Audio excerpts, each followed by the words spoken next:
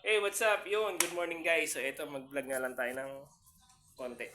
So, di ba, sa small content creator na katulad natin na nagsisimula pa lang, pag may duman sa wall mo, wag puro scroll, gawin mo, bisitahin mo yung bahay niya, follow ka lang, i-click mo, para lagi kang nanonotified, laging tumaas yung viewers mo, para ma-respakan ka, tumaas yung followers mo.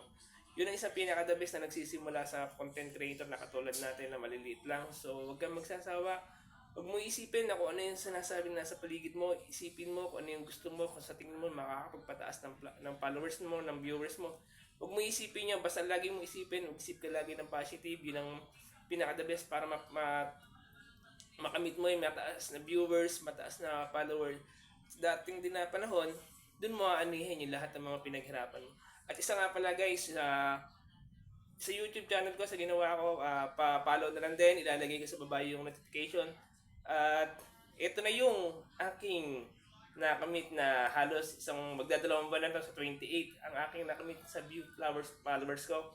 So siya, ayan, sa makikita nyo sa taas yan, na gano'n na, konti sa paghihirap natin na sa followers ko, medyo tumaas din tayo, kabilis. So, yan ay dala ng mga followers natin sa may Resmax natin. Kasi nga, nag-iiwan ako lagi ng baka sa mga bahay, hindi ko basta-basta ini-scroll at kiniklik ko lagi. O paano guys, yun na lang. Thank you for watching.